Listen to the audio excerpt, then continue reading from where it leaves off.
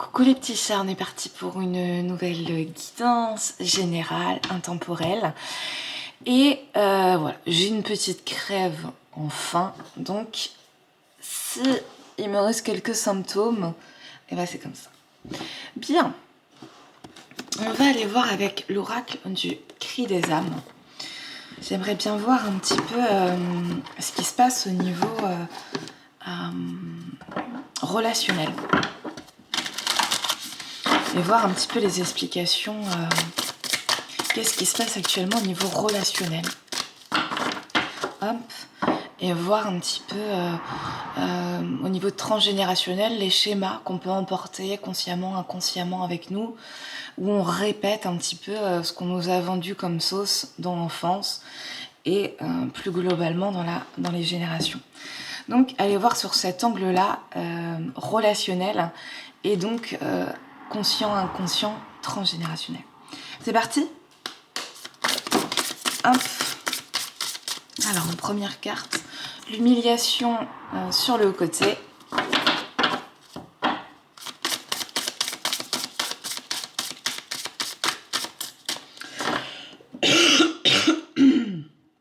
Ça commence.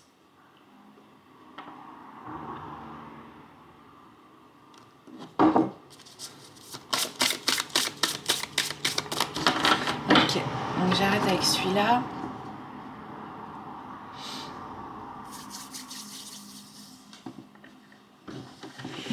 Celui-ci. Ok. Et on va aller voir avec rencontrer votre futur moi. Rencontrer votre moi du futur. Est-ce que c'était la bonne date pour reprendre? Je ne sais plus. Avec cette petite voix de canard enrhumé. Alors. Ok. Alors, on va aller voir d'où l'on part, où on aimerait aller avec ces cartes-là, d'où l'on vient, où l'on va. Donc là, d'où l'on vient.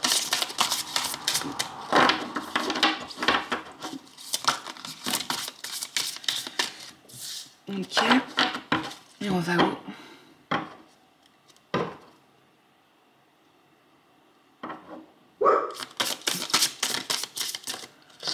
Ok.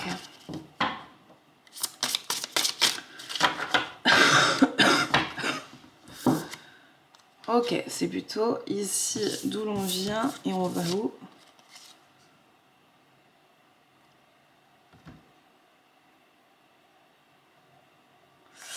Ok. Attends, je vais prendre mon pendule là pour ça. Ici, c'est d'où l'on vient? Non, c'est ici d'où l'on vient, ici où on va. Ok. Ok, bon, j'ai un peu la réponse. D'où l'on vient? On a ces deux super images. Là,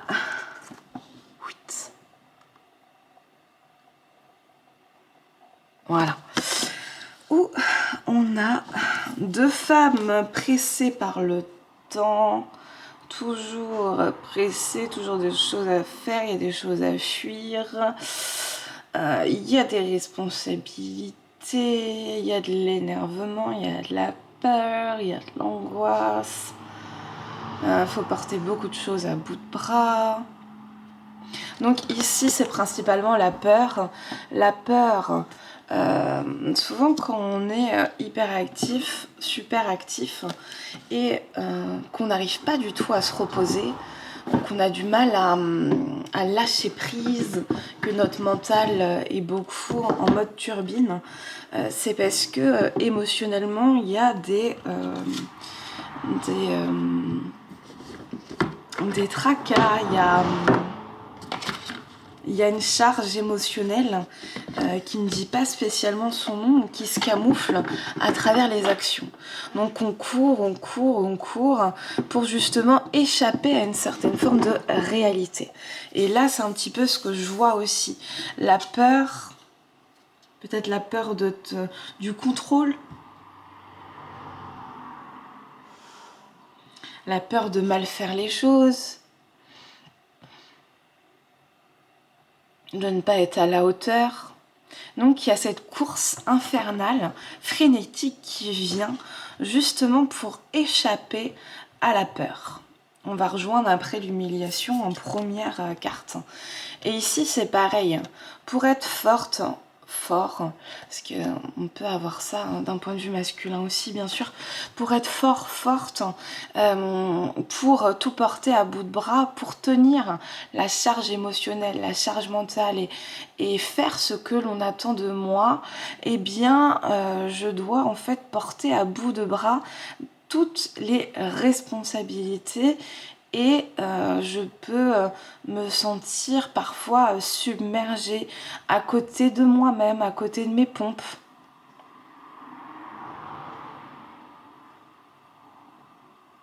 Et pas totalement reconnue aussi.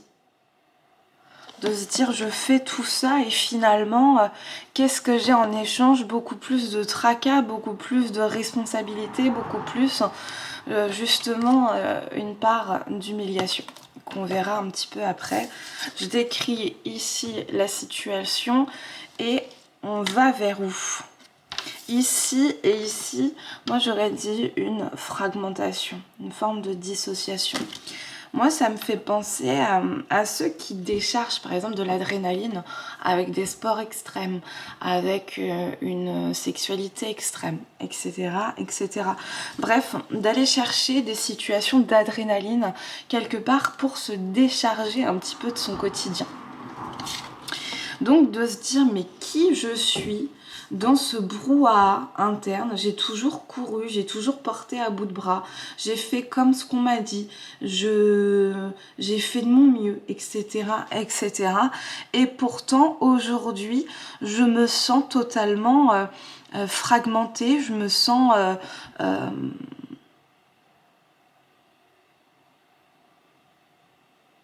l'humiliation, comment on pourrait la mettre là-dedans ? Dans le sens non reconnu, non entendu, non vu pour qui je suis véritablement au lieu de ce que je fais, au lieu de ce que j'incarne. Cette impression, cette sensation de devoir tenir toujours plus sans pour autant recevoir ce dont j'aurais véritablement besoin, puisque moi-même, à force, je suis coupée de mes propres réalisations, comme dire la chienne.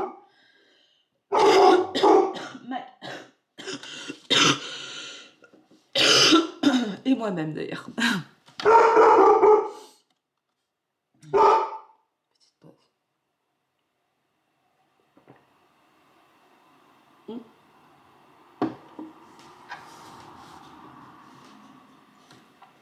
Peut-être l'envie de crier pour certains.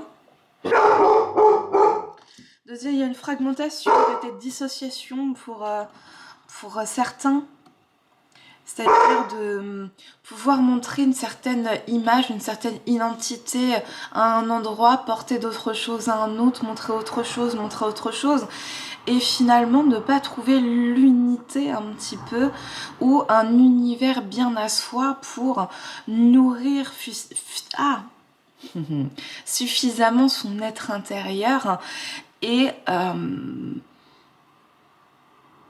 rester en fait dans les tracas du quotidien. Bon, ok. Donc on part là d'un conditionnement relationnel au temps. Je suis un homme pressé, un homme pressé, un homme pressé. Énormément dans l'action pour fuir quelque chose et fuir justement une forme d'humiliation, c'est-à-dire de... Mag, stop. Une honte apprise de soi. S'il te plaît. Une honte apprise de soi.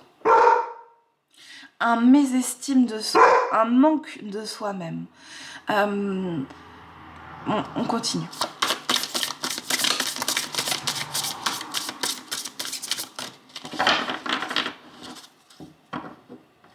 Ok, pour l'instant j'ai 2 cartes.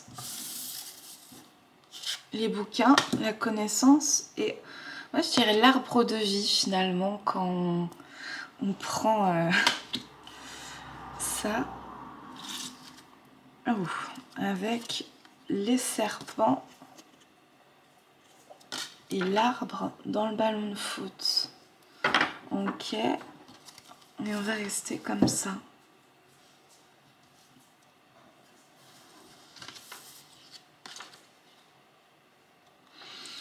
Une tentative de nettoyage de tout ce brouhaha interne qui a été internalisé depuis l'enfance, depuis des générations pour certains, et de manière un petit peu historique aussi, de se dire la place de la femme, même avec un totora et dans la cuisine. Des croyances un petit peu limitantes comme ça, bon, qui me font quand même bien marrer quand je les entends, quand on prend pas ça au premier degré et pas au sérieux. Mais où la place de l'homme c'est, la place de la femme c'est. Et tous ces conditionnements un petit peu sociétaux, archétypaux, qui empêchent à l'un et à l'autre de pouvoir s'expandre dans toutes ces dimensions interpersonnelles. C'est-à-dire, moi, mon être, il est... je peux être... C'est cette question. Je peux être entier quand ? Je peux être entier quand je fais, quand je suis, quand je suis avec telle personne, quand je suis dans telle situation. Je peux m'amuser quand. Je peux ressentir un bien-être et de la joie quand. Je peux... 3 petits points. Je peux avoir accès à une parcelle de moi quand. Par exemple, en ce moment, je regarde Danse avec les stars. Moi, j'aime danser. Donc, la danse me permet, par exemple, de mettre énormément d'émotions et de parcelles de moi que je vis à travers cet art. Je vois, par exemple, qu'il y en a dans cette émission qui arrivent à montrer aussi des parcelles d'eux-mêmes qu'ils ont du mal à incarner dans leur vie, soit publique, parce que c'est des personnes publiques, soit personnelles. Eh bien, c'est à travers quoi que je vais réussir, à travers quoi que votre français, mon cher Watson, je vais réussir par quel biais à trouver cette expansion où je peux être moi-même à certains endroits de ma vie. Comment je cultive ces parcelles de moi-même qui peuvent se retrouver dans certains endroits où est ma passion et où était-elle quand j'étais plus petit, plus petite, qu'est-ce qui me faisait vibrer et comment peut-être retrouver des parcelles, parce qu'après on se conditionne en fait. C'est comme si par exemple, quand j'étais petite, j'aimais jouer à l'instructeur.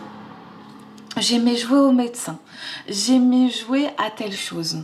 Eh bien, comment je peux retrouver, moi c'est à travers la danse par exemple, des moyens d'expression, de théâtre, d'art, ici pourquoi pas de foot, de sport, des moyens d'expression pour arriver à reconnecter à des parcelles de moi-même créatifs.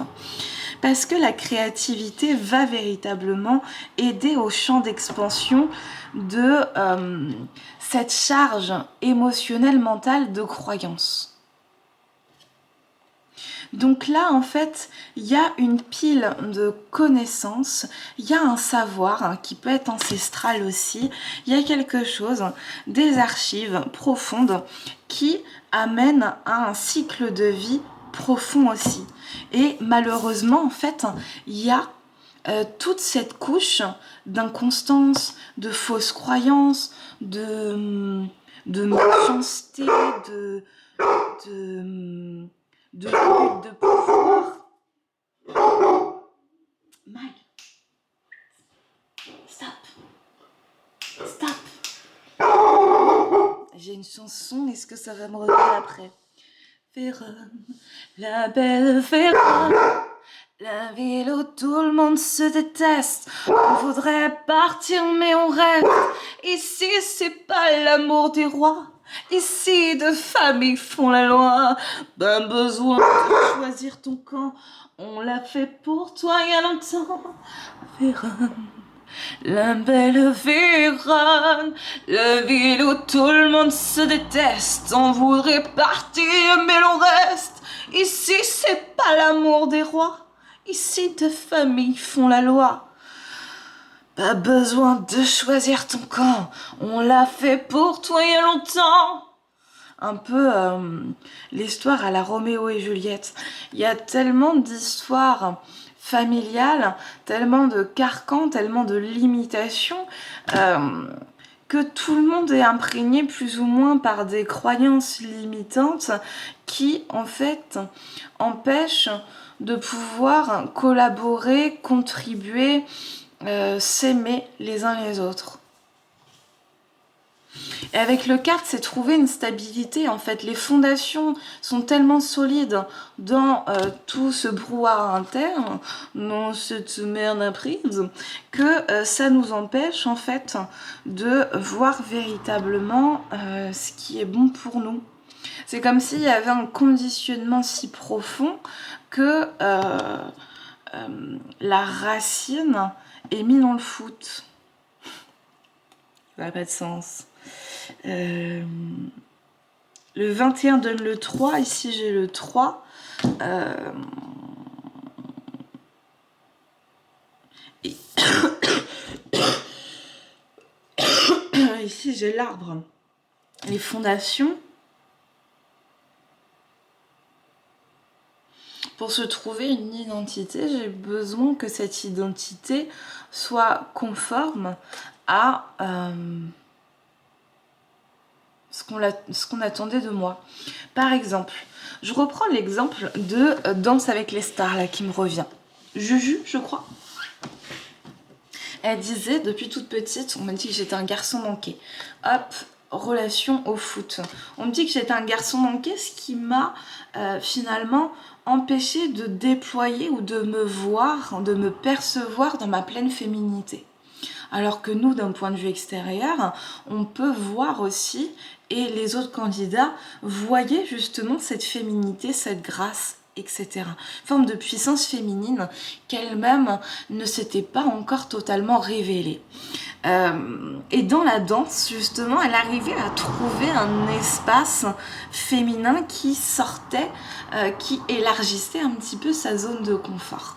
Eh bien, cet exemple-là, elle me vient avec cette carte-là.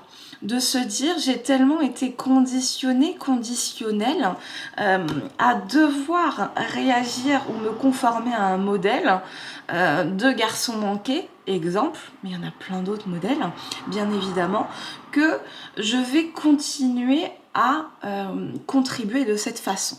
Quand on vient ici, quand on pense de manière profonde et ancrée, une croyance limitante, le repos c'est pour les feignasses. Tu n'as pas le droit de te reposer, tu dois toujours être en action. Et que tu es traité un petit peu comme un cochon, pour ne pas dire d'autres termes, quand effectivement tu tâches de trouver un minimum de repos,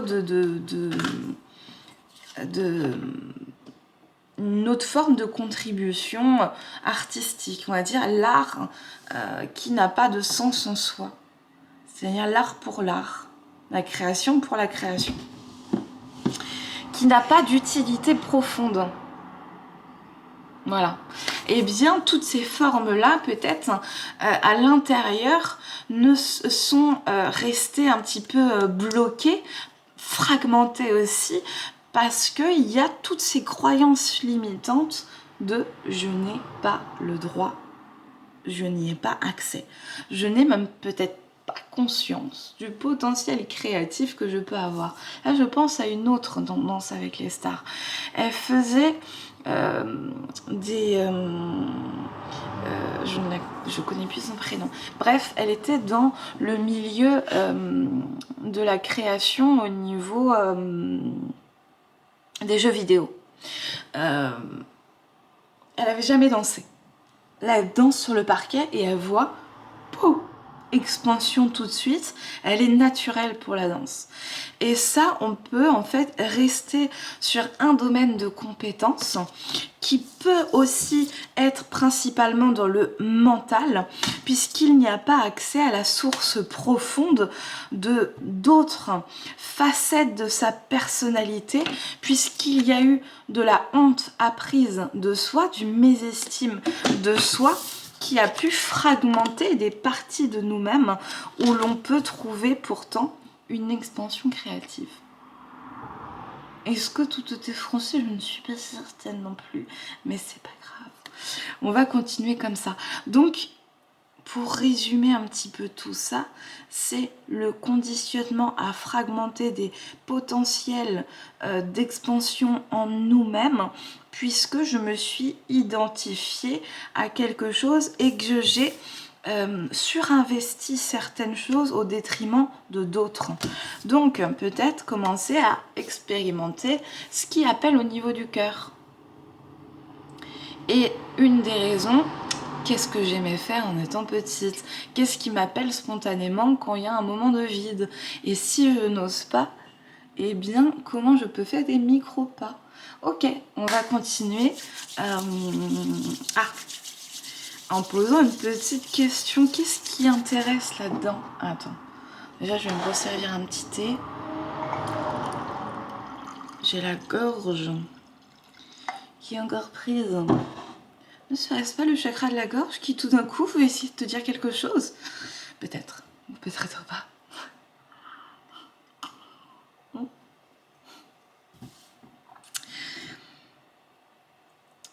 Ok.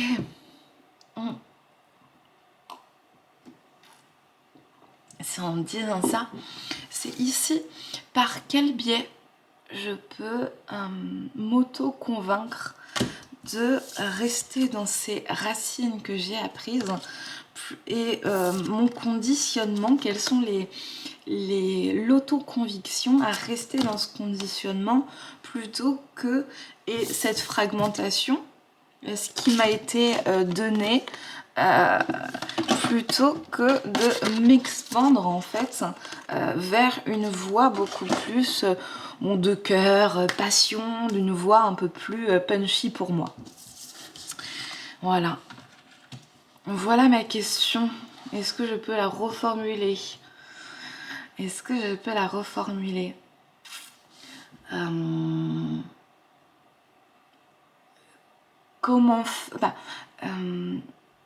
Comment je m'auto-convainc moi-même de rester dans le schéma et surtout après, comment je peux m'aider à m'en sortir.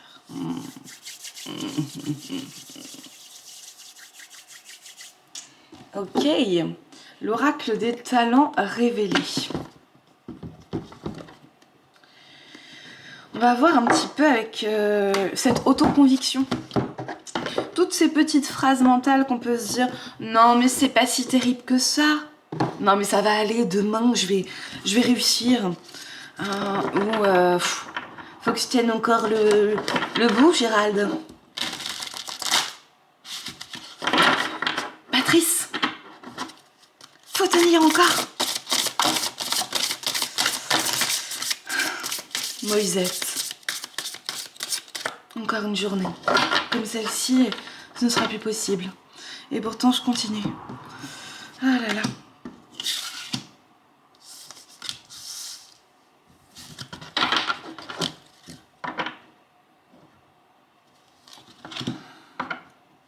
Véronique, je m'étais pourtant promis de partir.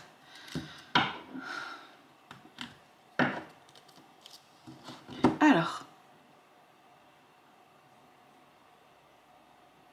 toutes ces petites phrases qu'on entend et après qu'on oublie. Peut-être prêter attention cette autoconviction mentale qui parfois nous persuade de rester dans quelque chose de connu plutôt que de prendre le risque de l'inconnu. Notre système inconscient est basé pour survivre. Puisqu'il est basé pour survivre, il va surtout quand le conditionnement dure depuis des générations et des années, des décennies, préférer survivre dans quelque chose de connu et de non satisfaisant plutôt que de prendre le risque. D'où la théorie des petits pas. Et on va aller voir un peu cette fourmi. Précision, structuration, patience. Théorie des petits pas. Castor, construction, réalisation, concrétisation. Et on a le griffon. Le griffon.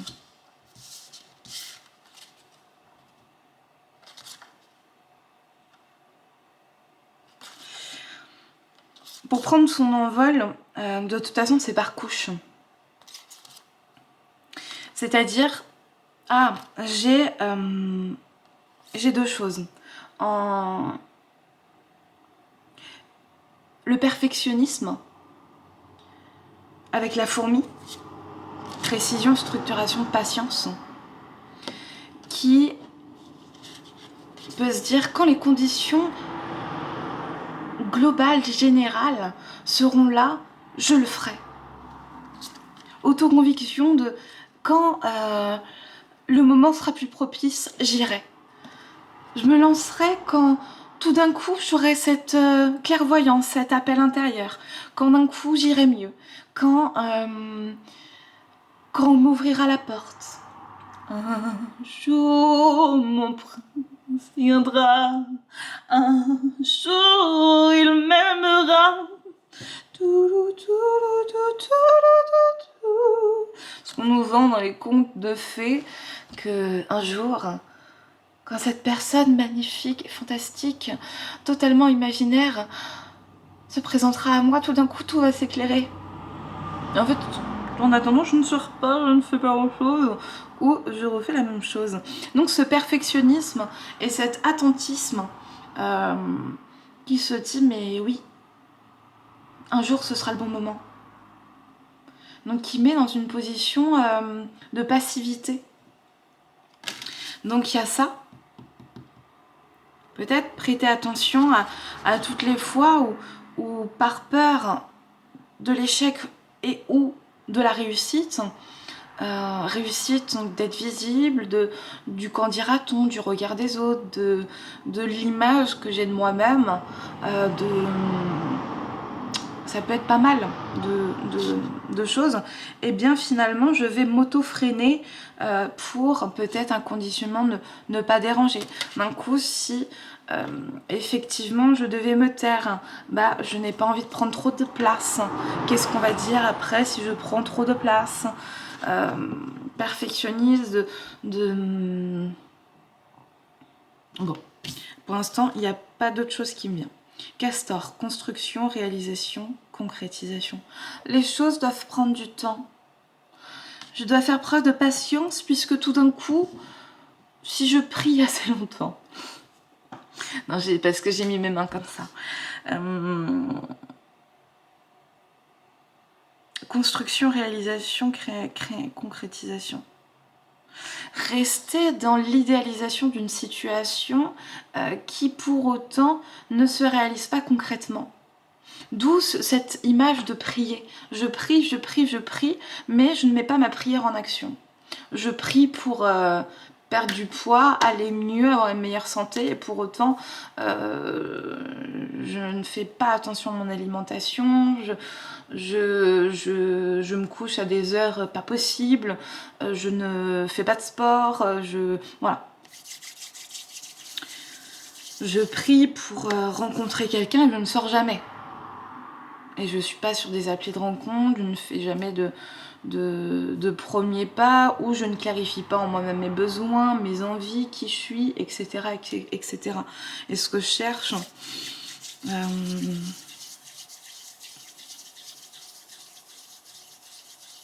Donc les pensées limitantes avec le castor, construction, réalisation, concrétisation.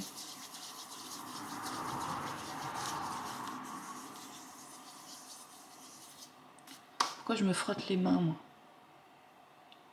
Oh, s'auto-convaincre.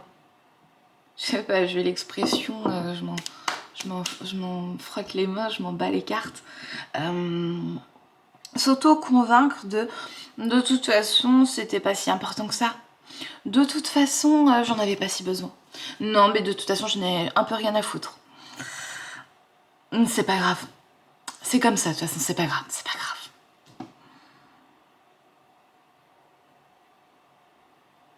Tous ces petits personnages dans la tête, toutes ces voix qu'on a intériorisées depuis l'enfance, et l'enfant est un buvard, eh bien, on ressort face à quelque chose qui nous tient à cœur. On peut s'auto-persuader, d'être dans l'auto-persuasion que, bon, de toute façon, l'expression « un de perdu, 10 de retrouver ». Bon, si j'ai perdu mon travail, j'ai perdu cet ami, j'ai perdu ce compagnon, bon, allez, c'est pas si grave que ça.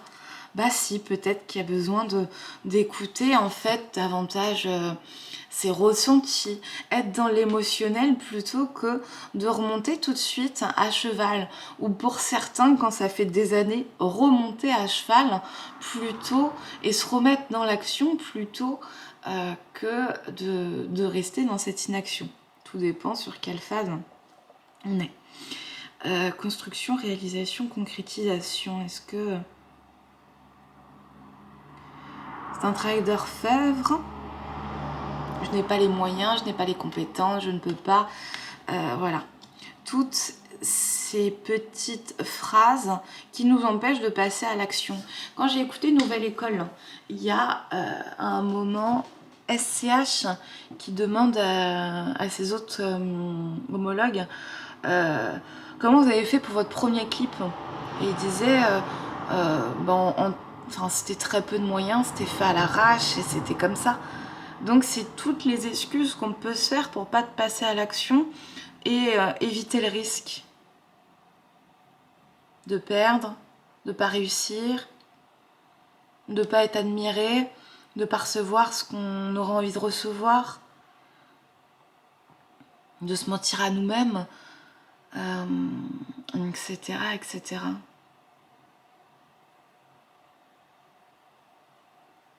Et ça peut être dans certains domaines et pas d'autres.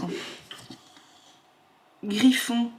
Ah, là, maintenant, j'ai cette petite facette de l'imperturbable, l'insaisissable, la froideur incarnée. Zoro, la cape et l'épée. Ou d'un coup, de toute façon, ce truc un peu condescendant ou hautain de... Trop peu pour moi. Je suis un petit peu au-dessus de tout ça, je ne voudrais pas me salir les mains.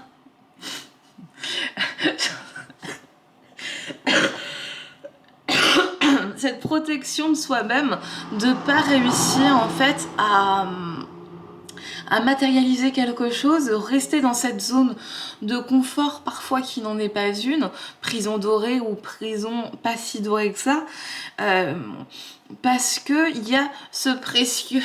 mon précieux qui est là et qui finalement ne veut pas renoncer à quelque chose pour prendre le risque d'aller vers autre chose qui peut ne pas être mieux.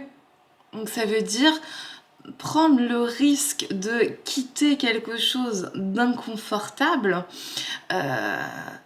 pour aller vers autre part qui peut s'avérer être une illusion, être pire, et donc retour à la case départ. Donc je préfère un connu insatisfaisant qu'un inconnu où je ne sais pas le résultat, même si ça pourrait être mieux. Ce ne sont pas des grands joueurs, ça va pas être les grands parieurs là, peut-être dans le jeu mais pas forcément dans la vie, qui vont se dire d'un coup non mais je vais préférer quand même le statu quo et la stagnation, et donc aussi toute stagnation amène à une forme de régression parce que la stagnation, hop, elle fait ce mouvement-là. Et la vie, elle, continue comme ça et nous amène aussi à un état régressif. La vie, on est, hop, et ensuite il y a cette régression. Je ne sais pas comment expliquer ce phénomène, donc voilà, je l'ai en image. En image. Bon, on a passé quand même pas mal de temps sur ces auto-limitations. Alors,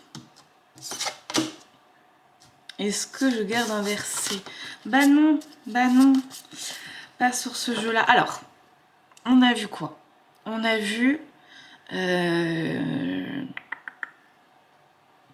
un peu au niveau mental, des exemples, des postures, des possibles qui finalement nous amènent à rester en statu quo plutôt que de prendre un risque, même mesuré. Et là maintenant, on va voir l'inverse de comment je peux faire avec cette théorie des petits pas, des petites actions qui m'amènent finalement à un mieux-être et à montrer à mon système interne, mon cerveau, mon corps, mes émotions, ma psyché, que de faire un petit pas de côté par rapport à ce que je fais d'habitude ne représente aucun risque. Juste de se dire, est-ce que je peux prendre 5 minutes de plaisir par jour ? Est-ce que je peux prendre 5 minutes de ta par jour? Et déjà, ces 5 minutes vont amener quelque chose. Bon, on a l'huître. Chercher sa perle à l'intérieur peut-être? Optimisation, enrichissement, perfectionnement. Optimisation, enrichissement, perfectionnement. On a l'araignée, ingéniosité, réparation, croissance. Et on a méduse, sensibilité, subtilité, discrétion. Ok. Bon, je vais pas encore pour les 2 premiers, donc moi je vais aller directement à la 3e. Et bien, l'expression vivons heureux, vivons cachés, et ben c'est un peu ça.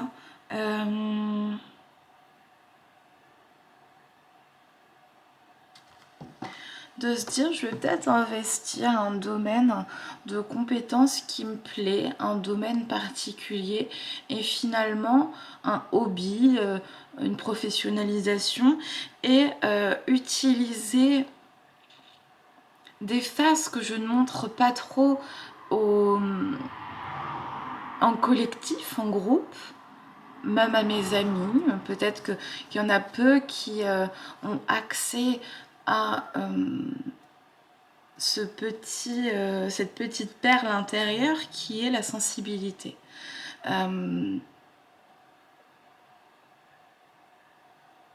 Eh bien, cette sensibilité, je vais commencer à la mettre au service de quelque chose qui finalement me plaît, me tient à cœur, et garder un peu ça en jardin secret où très très peu de personnes qui vont pouvoir en fait investir cette sphère sensible.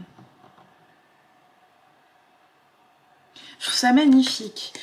Ça m'amène à la poésie, au poète intérieur, de se dire tout d'un coup, je n'arrive pas à être romantique. J'aimerais tant voir Syracuse, l'île de Pâques. Et d'un coup, se révéler à soi-même des sphères et des parts de nous-mêmes intimes qui amènent à une forme de sensibilité, une forme de douceur, une forme de petits bonbons sucrés qu'on a envie de lécher tranquillement plutôt que de dévorer. Parce qu'il y a quelque chose de très doux, très enfantin, très coloré qui arrive et qui donne envie en fait de... Voilà, d'être enveloppé. Avec l'huître, l'optimisation, enrichissement, perfectionnement. Eh bien, moi je dirais, c'est de continuer en fait. Peut-être qu'avec la forme d'humiliation et ce perfectionnisme, ah bah voilà, c'est avec le perfectionnisme. Et ça, c'est avec le griffon. Hein, le 3, le 3. Eh ben, faut peut-être faire des liens, Ginette. Griffon, méduse, sensibilité, subtilité. Ah, souvent, Griffon, vous savez, c'était, j'avais donné l'exemple un peu Sainte-Nitouche, c'était pas tout à fait ça, c'était un peu la froideur et la personne un peu pression, précieux de ça. Et bien, en fait, cette rigidité peut-être apprise de la danseuse classique, moi je vais donner des exemples qui me parlent, et bien en fait elle fait place à, ben, je me surprends à être sensible sur certaines parts de moi-même. Ça c'est hyper intéressant de se dire en fait il se cache en moi une sensibilité que je n'ai pas pu ou je n'avais pas l'espace d'explorer. C'est top. On vient pour le premier avec l'huître. La fourmi, précision, structuration, patience. Où là, c'était quoi? Le perfectionnisme dans son versant un petit peu castagnette. Il va falloir que je monte et que tout soit parfait pour pouvoir m'auto-convaincre que je peux faire quelque chose sur cette sphère. Et ben on a optimisation, enrichissement, perfectionnement. Eh bien, effectivement, c'est de continuer à persévérer, à monter en compétence, tout en se laissant un petit peu l'espace de vivre et en se lâchant la grappe sur le résultat. Là, en étant toujours dans ce truc, je suis pressée, je veux des résultats tout de suite, c'est peut-être en même temps d'apprendre la patience et ça apprend aussi l'orfèvrerie. Oui, mon cher Watson, l'orfèvrerie. Qui, tout d'un coup, en fait,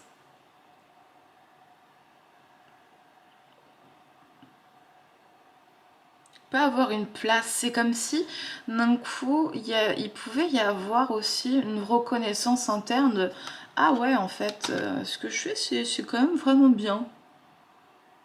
Bravo Ginette, bravo bravo, ça me plaît ça. Et être moins dur envers soi, s'en demander moins, mais pas pour avoir un résultat en fait moins bon, mais justement pour se laisser l'espace interne de la réussite et de l'échec. Puisque quand on est bébé, on doit tomber peut-être plus de 10 000 fois avant de savoir marcher. Ben là c'est pareil.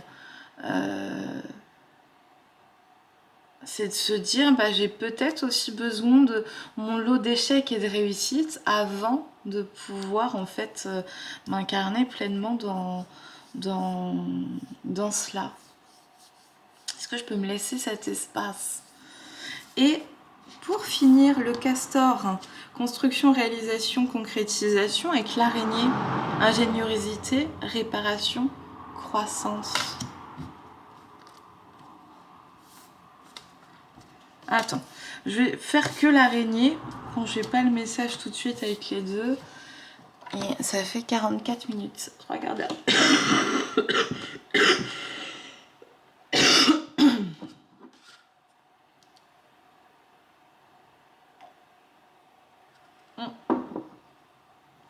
Ingéniosité, réparation, croissance.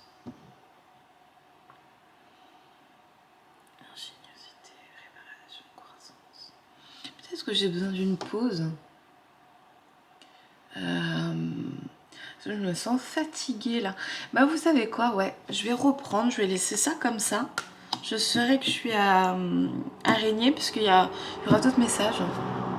Et je fais une pause, voilà. Bisous.